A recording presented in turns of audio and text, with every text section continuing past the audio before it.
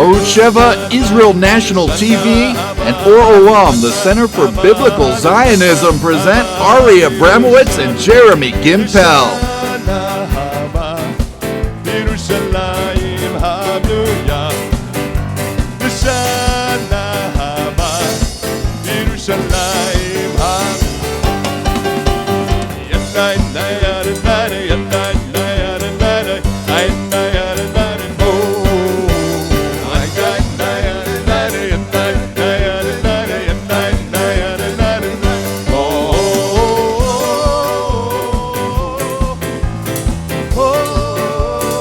Live from the heart of Israel, welcome to Tuesday Night Live in Jerusalem.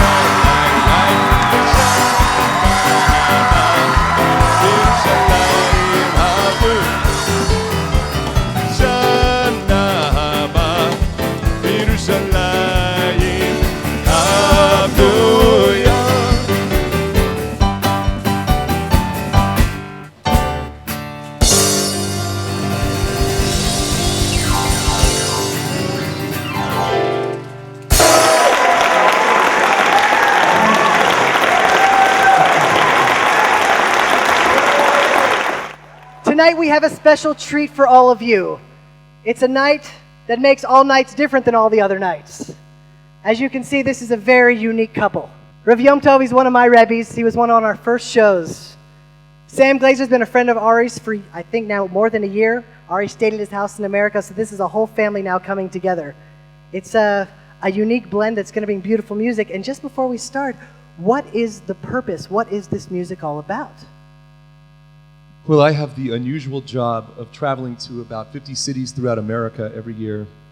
I get to play for Jews in synagogues and JCCs and federations, and my job is to just fire them up about the presence of God in their lives, about the importance of getting along with their fellow Jews and their Creator. So it is a great gift to do this, and also when I'm able to, or when my wife gives me permission, I record as many CDs as possible, and my new one, which is coming out next month, is going to be a Hallel album. It'll be my 18th release. Well, enjoy!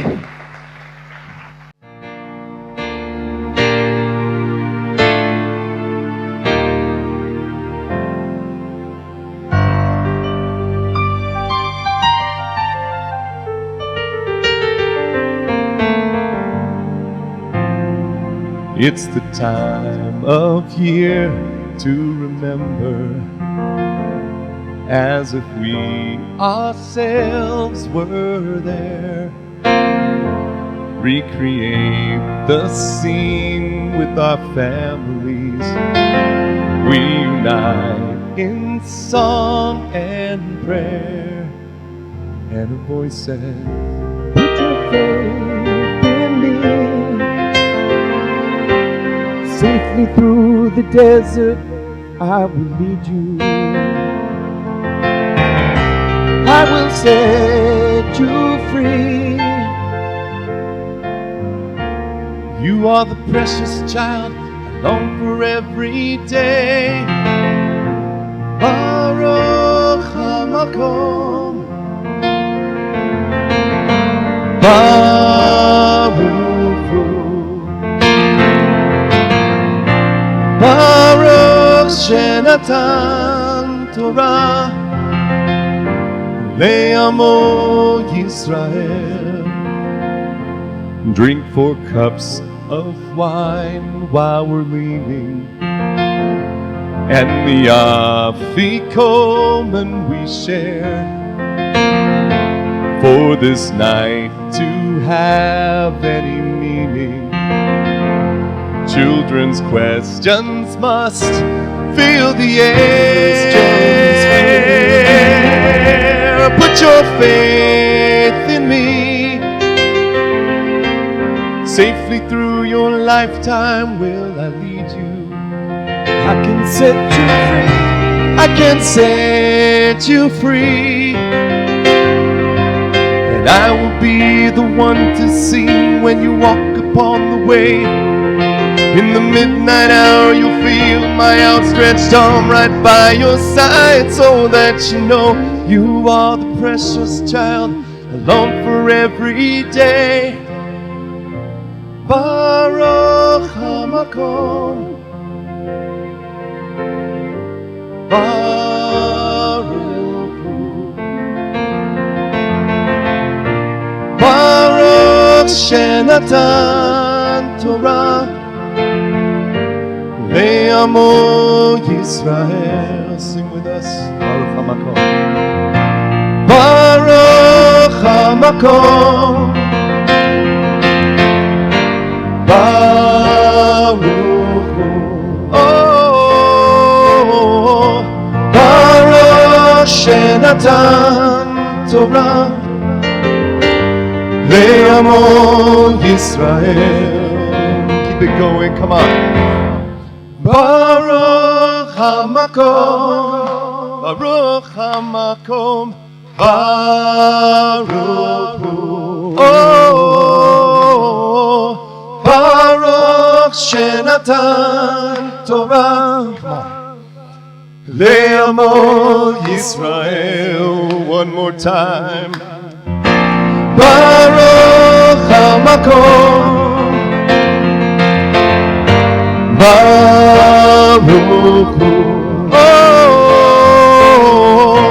Baruch Shenatan Torah Le'amo Yisrael. Baruch.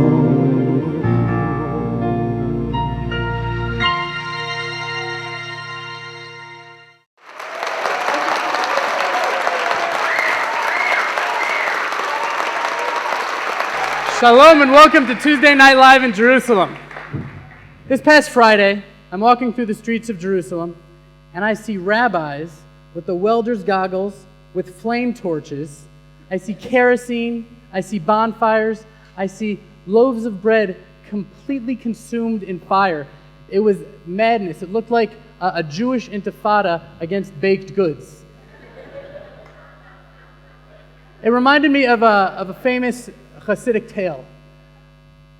Rabbi Levi Yitzchak of Barditchev, a great rabbi, he calls his students together the day before Passover, the day before Pesach, and he says, I want you to go and get me as much tobacco as you possibly can and as much chametz, leavened breadcrumbs as you can possibly find. And his students say, but Rebbe, everybody knows Russia were at war with Austria. There's no way we can possibly find any tobacco. I mean, it's illegal. The punishment for having that contraband is death. And he says, go, find what you can. And soon thereafter, all the students return. And they have drums and rolls of tobacco and no chametz. Not one drop of chametz. And Rabbi Levi Yitzchak of Barditchev looks up and says, Almighty, how righteous and beautiful are your people Israel, who faithfully keep your commandments, that put their lives on the line. We can still find tobacco, but not a drop of chametz. That is what the Jewish people are about, and that is what Pesach, Passover, is about. It's about emunah. It's about faith. Now, people define emunah as faith, but it's not really faith. It's faithfulness to a knowledge. To be true to that which you know is true. Intellectual honesty. That is the calling of Pesach, and that is the calling of the Jewish people. Think about the courage it took for the Jewish people in Egypt to slaughter a lamb and put the blood on their doorpost. After all, the lamb was the god of the Egyptians. Let's say God did not make that plague happen. The next day, any Jew that had the blood of the Egyptian god on their doorpost would definitely be killed. But they needed to make a choice. They needed to make a decision, and they cast their lot with Hashem. And they had their faith in Hashem, because you can only have your faith in one thing, either Hashem or the Egyptians. And they made their decision. That is what all of you are doing here today. So many of you could have gone to Florida for Pesach, could have gone to New York, to the Catskills, to Italy, to all these different places. It would have been cheaper, less controversial, but instead you've come to Jerusalem. The whole world has their eyes on Jerusalem to divide. But you're saying, I'm coming here to Jerusalem, And you can have your conferences, United Nations and European Union. You can convene and pass your resolutions. But while you're doing all of that, I'm having my matzah in Jerusalem.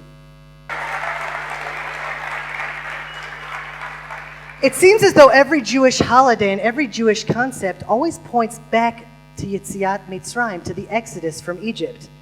Rosh Hashanah, Zecher LeYetziat Mitzrayim. Yom Kippur, Zecher LeYetziat Mitzrayim, in commemoration of the Exodus from Egypt. Sukkot, Shavuot, Shabbat is Zecher LeYetziat Mitzrayim. Even the Ten Commandments, the first one is, I am the Lord thy God that brought you out of the land of Egypt. It was always pointing us back to Yetziat Mitzrayim. So what is it about Yetziat Mitzrayim? When Shlomo HaMelech built the Beit HaMikdash, the Holy Temple, he didn't count it from the years of David's dynasty. He didn't count it from the beginning of the creation of the world. He said it was 480 years since Yetziat Mitzrayim. So why is it all focused around Pesach? The answer is simple. Pesach was the genesis of the nation of Israel. It was the beginning of our journey as the nation of Israel. It was the beginning of our national story as the Jewish people. Hashem gave us the Torah not as a religion for individuals, but as a chosen people and as a nation, as a society. And it was Pesach that we transformed from individuals like Avraham and Lot, tzaddikim like Yaakov and Yosef, to a nation of Israel. Pesach is the beginning of it all.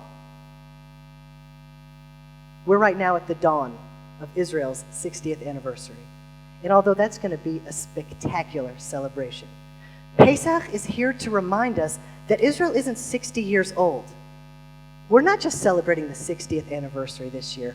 40 years after the first Pesach that the Jews celebrated, 3,820 years ago, we entered into the land of Israel, right after Pesach. This year we're celebrating our 3,280th anniversary with the land of Israel. That's the celebration. Our lives in Israel are the culmination and the continuation of that journey that began in Egypt. We've kept the flame of Judaism burning bright.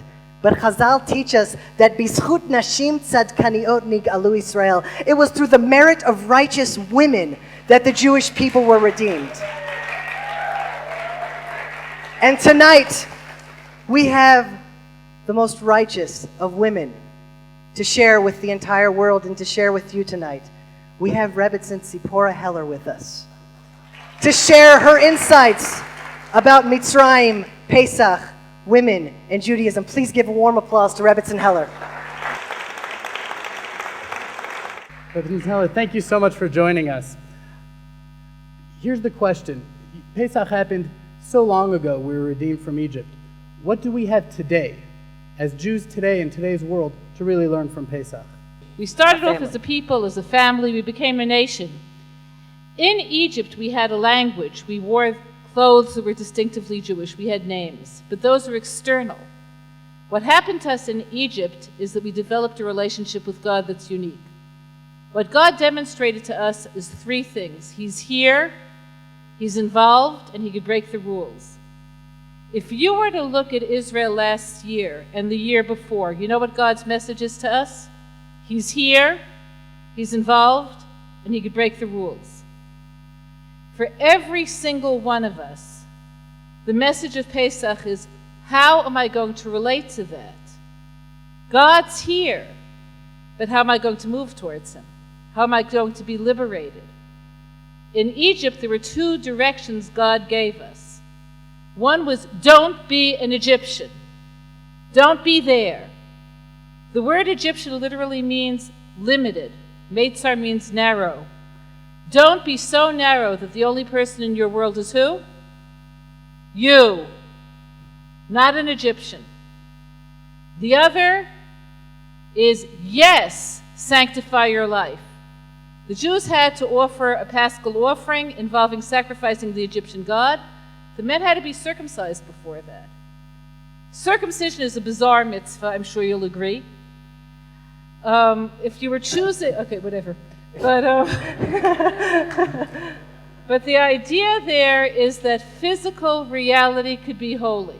So if you want to take two things from Pesach, one is know God and the other is be holy. We said that B'schut Nashim Tzadkaniyot Nigalu Israel. It was through the merit of righteous women that the Jewish people were redeemed from Egypt. What does Pesach in today, why women? What does that have to teach us? Right. So the question is, what did it teach us in Egypt? So I want to picture in your minds, as well as in mine, what it was like to be a woman who did a certain sort of a deed in Egypt. Egypt, at the end, the last 86 years, which was the time of servitude, which only got worse day by day, Egypt was a concentration camp. There was no hope. There was no feeling that tomorrow will be different. There were people who were born to slavery who also died in slavery. 86 years is 86 years. Be honest with yourselves for a moment, then anyone here can go back to being the usual defensive whatever. Okay, how many of you are sure you'd want to have children in Egypt? The women in Egypt, the Jewish women, were sure. They were sure that they want to have children. They did everything possible to have children. Why? The reason is they believed in life.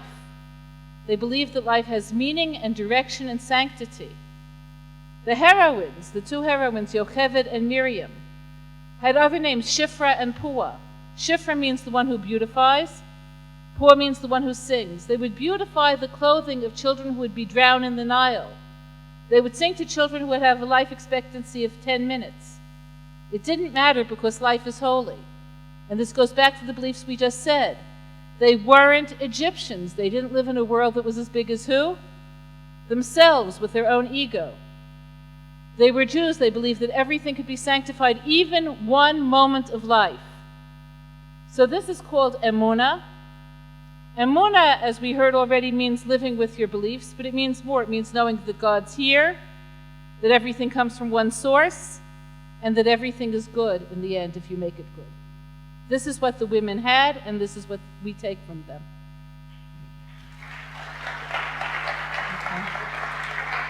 If you had one message that you would tell all the people here in the crowd, all the people at home that are watching, one Pesach message that we should take to heart, one idea, one concept, one thing that we can say, this I'm going to make a difference this year, what would that one message be to all those people? Have emunah and learn. Thank you so much for being with us, Rabbi Tzahara. You're welcome.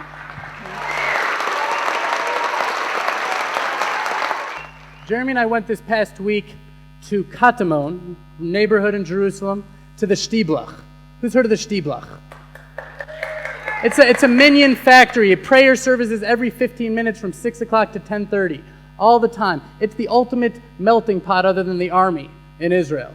And we wanted to show you what the people of Jerusalem really think about Pesach and what is happening in Israel. We want you to meet the streets. And now meet the street with Ari and Jeremy.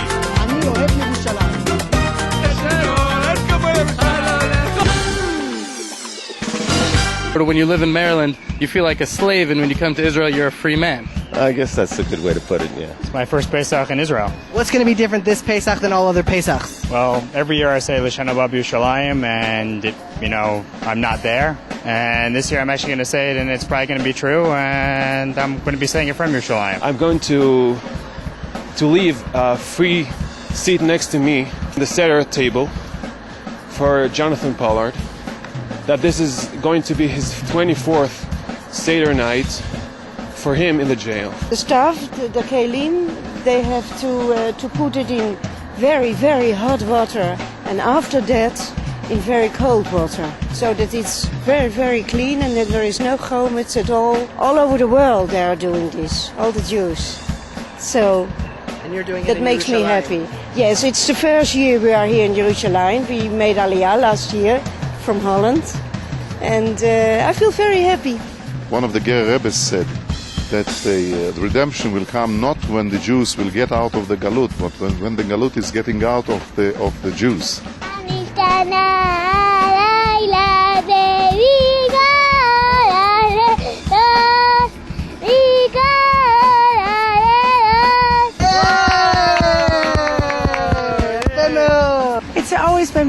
it was meaningful. Whenever you have your family to sit down at the table, it's meaningful. And it hasn't lost its magic in 35 years? No, it hasn't lost its magic. It's a wonderful Chag, and I hope everyone should have a Chag Sameach. Mailboxes anywhere in the world. You go, you stick your mail in there, it gets to its destination. If you're a rebel, you stick a garden hose in there, you fill it up with water, everybody's mail gets drenched. But here in Israel, what is this mailbox? It's full of food. Come here, look inside here. It's so full of food you can barely even open it. Spaghetti and chips and pasta. That if you have extra food, there's so many that don't. So you come and you drop off food to bring to all those poor people that don't have something to eat. Just another sign of the magnanimous generosity of the Jewish people.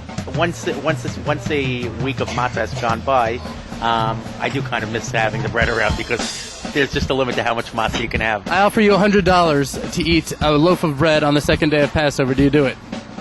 No. New iPod? No. New bike? No. Headphones? Nothing. No. $10,000? No. 100,000 Deutschmarks? No. Nothing? A box of mechanical pencils with 3 pieces of lead each. No, thank you. No price tag on this guy. Well, I'd say this Pesach, when you say Lashon Haba B'Yerushalayim, make it mean something, you know? I'm proof, and everyone here is proof that you can actually come make Aliyah, live in Israel, do Pesach in Israel, so come and do it. He's Jewish? Yeah. How do you know he's Jewish? He's eating kosher and Pesach. He eats kosher on Pesach? Yeah. What's his favorite Pesach food? Dog food. Dog food. Kosher for Pesach dog food? Yeah. They really have that? Yeah, they have. So we're here with chametz discarded on the streets of Yerushalayim. We're going to ask a few questions. Do you feel rejected? We have to ask you a few questions about Pesach.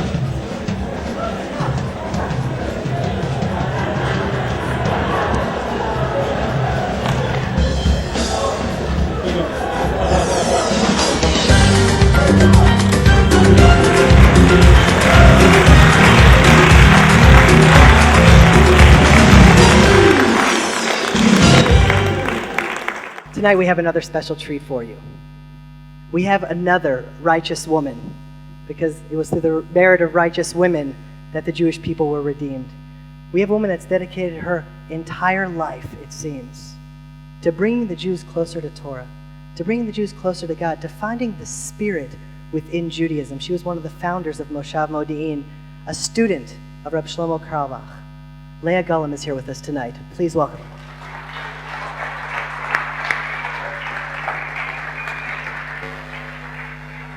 Leah, thank you so much for having us tonight. So I'll tell you about a spiritual encounter I had. I was on my hands and knees. I was scrubbing the floor, taking orders from the commander-in-chief in my house, that's Tehillah. And I was scrubbing, I was thinking, oh my goodness, I'm scrubbing the floors and the corners of the kitchen.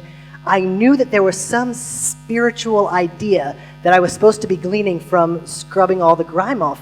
But the truth is that I was so busy scrubbing that I sort of missed it. And what is the spiritual process that all of us are really supposed to go through during Pesach? Cleaning the chametz, the liberation for slavery. What does all of it mean? Okay, so first of all, getting rid of chametz, you have to get rid of the dirt. Hashem really asks us to make new vessels. He wants to give us something so special, so the least thing that we could do is clean our house up a bit and get it ready. And in order to do that, we need new vessels. And a little bit in that scrubbing, you might think that you're just taking the dirt off the floor or on the cabinet or wherever it was. The truth is you're really cleaning out all the places of your heart. Because the truth is Hashem doesn't really care so much if you're using paper plates or china plates or if you move this way or that way to get it together. The idea is whatever you know that you need to do, that's what you need to be doing. Or actually, I want to correct that. What your wife tells you to do, that's the right thing. I really want to start out, first of all, by saying all nashim are nashim tzidkaniot. And you see that the most on Pesach, the Mesirat Nefesh that we have to get it together for our whole families. And the truth is, even if you don't really understand what you're doing it because Hashem told you to. And you know, a lot of things that we do in this lifetime, we don't really understand what we're doing. Like Rebbe Tzin Heller was talking about Brit Milah. That's certainly not a mitzvah that most people would come to think about all by themselves.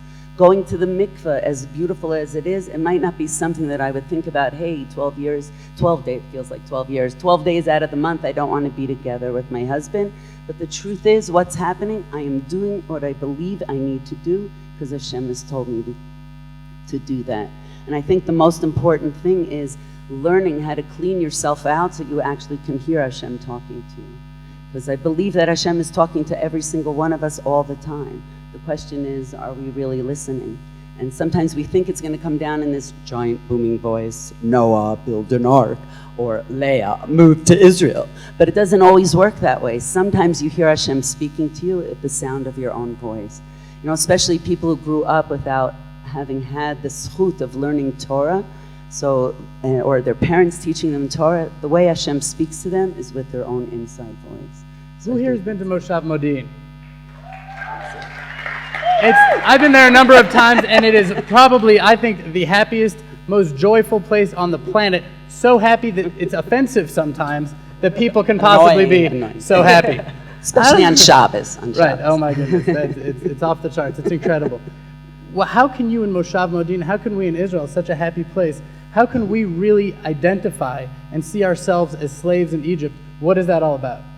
Because the truth is, Mitzrayim didn't leave all those thousands of years ago. We took a little piece of Mitzrayim with us, because the truth is, nothing that we're doing has to do with Sipurim Ba'alma. Nothing that Hashem tells us to do, all the mitzvot of Pesach are not a recollection of something that happened before. It's really about the Mitzrayim that you're still stuck in. It's the Mitzrayim that you didn't really know how to talk to your wife properly. It's the Mitzrayim that maybe you spoke to your kids a little bit too harshly. It's the Mitzrayim of not believing in yourself. You know, Reb Shlomo used to tell us all the time, it's so important to believe in God all the time, but mostly you have to know how much God believes in you. And the fact that we're here sitting in Yerushalayim on Pesach night in the middle of counting the Omer is only because Hashem loves us so much. Yay! So, someone that wants to be more tapped in, more connected to God, more connected to Torah, more connected to learning, what would be the advice that you would tell them? What steps should they take? What's the first thing they should do? Talk to Hashem. Talk to Hashem. I think step one is make a dialogue that Hashem is in your life. The only way Hashem could be in your life is if you let Hashem in. You know, there's one of the most often quoted phrases of the Kutzker Rebbe is a story where he asked his Talmidim, where is Hashem? And they're all answering, Hashem is here, Hashem is there, Hashem is everywhere. Truly, they sang a little ditty, and it was very wonderful. But the truth is, at the end, what did the Kutzker Rebbe say? Hashem is only where you let him in. So step one is let Hashem into your life. Really make a commitment that you are connected. You know, I was thinking a lot about it because there's so many mitzvahs of Pesach, and a mitzvah, the word mitzvah comes from Lashon Safta, which means a chibur, a connection. So I always thought that because I do a mitzvah, now I'm connected to Hashem. The truth is, because Hashem gave me a mitzvah and commanded me, that's why I'm connected. So even regardless of if I even do the mitzvah or not, you know, I might get tarred and feathered after the show, but even if you don't do a mitzvah, the fact that Hashem commanded you makes you be connected. So step one would be figure out what Hashem is in your life. And step two has to be pick up any sefer, doesn't matter what, pick up a sefer and try to learn it. Learn the Chumash, say Tehillim, something. Thank you so much. Thank you for joining us here tonight. Thank you. Take it with you. L'shana haba b'Yerushalayim. When I think of that sentence, it's one of the most inspiring phrases in all of Judaism. You think about the centuries upon centuries where Jews were in the shtetl in Poland, fighting off Cossacks, where Jews were fighting off Crusaders, where we were in Spain, Marranos, hiding in apartments. When we were in Auschwitz, every year, every time a Jew could, we would lift up our fourth cup of wine and say, L'shana haba b'Yerushalayim. We had faith that we knew that one day God would bring us back to Israel. He would bring us back to Jerusalem. And if there's ever been a time that we should be filled with hope, with faith, it's right now. As Rav Soloveitchik said, we can hear Hashem knocking. For so long, we were so distant from anything close to a redemption. We had no idea how we were going to get back to Jerusalem. And every year we would say, L'shana haba b'Yerushalayim. Now we can hear Hashem knocking. It's right around the corner. And if there was ever a time that we should lift up that cup and say, L'shana haba b'Yerushalayim habnuya, it would be right now. because we are all proof here in this room that Am Israel Chai, that the nation of Israel lives. Shalom from Jerusalem.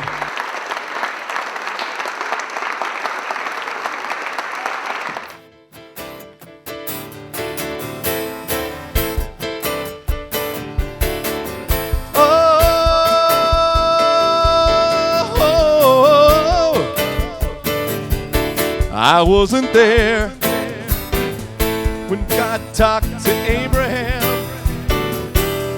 and I wasn't there when Moses freed the slaves. Now I would have walked right up to that burning bush, but I wasn't there, and Moses was. I wasn't there when Judah led the Maccabees, and I wasn't there. I wasn't there when Esther took a stand. Now in every age, we get to make the choice to rise up and take a stand, or ignore the outstretched hand.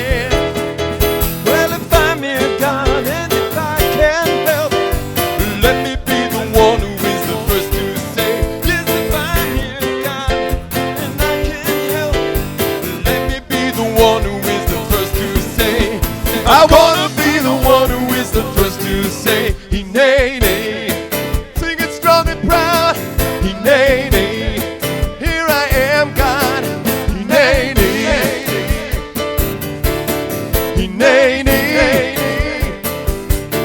I wasn't there on the eve of Kristallnacht, and I wasn't there when they packed the trains.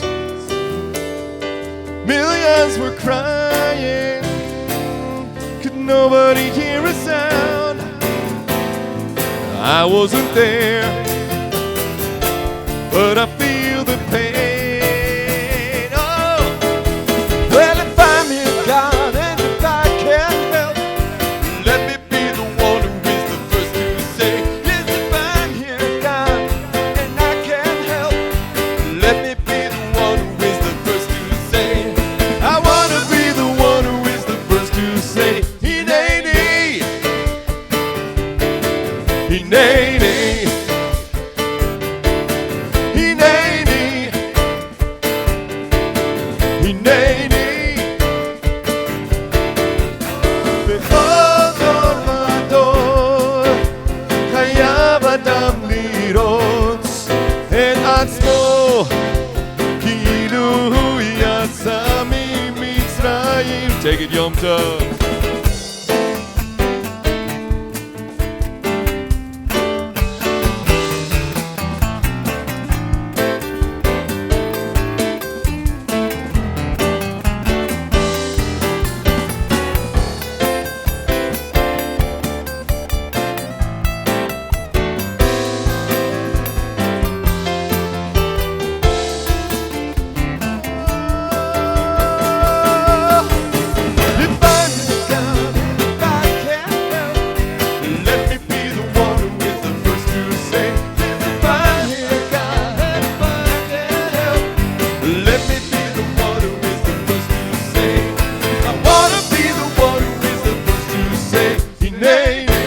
Come on, put it together, ladies and gentlemen. Hineni,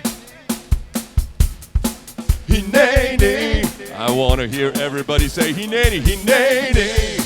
Here I am now. Hineni. Let him hear you in Jerusalem. Hineni. Let him hear you in New York. Hineni. Let him hear you in Moscow. Hineni. Let him hear you in LA. Hineni. Hineni,